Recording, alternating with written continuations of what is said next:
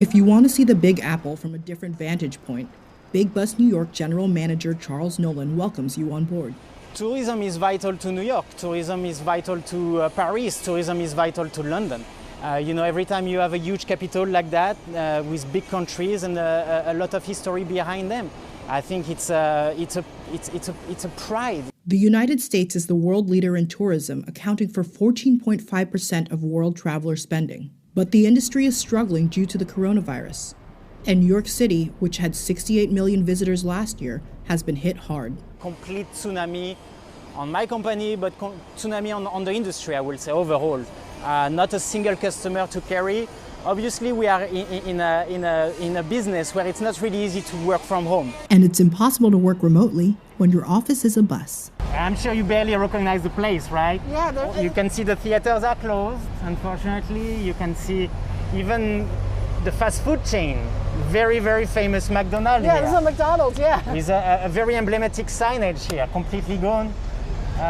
One of our great colleagues, Madame Tussaud, they're reopened as well, but I think it's hard for everybody at the moment. People spent $1.1 trillion on traveling in America in 2019, directly supporting 9 million jobs. But the travel industry has lost an estimated $453 billion nationwide since March.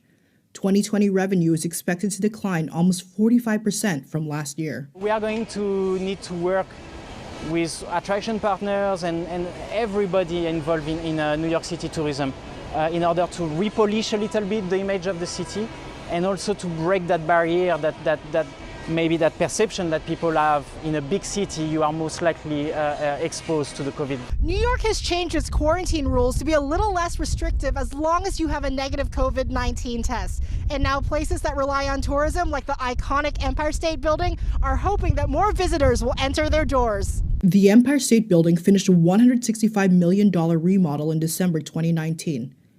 That includes a renovated 102nd floor and a 10,000 square foot interactive museum, explained Observatory President Jean-Yves Ghazi. These exhibits are designed to connect with the visitors in unique ways and tell the story of the Empire State Building from the time it was conceived until its place today in pop culture. It had a record number of visitors in January and February. Then the pandemic hit. And we continue to remain open. The museums are open.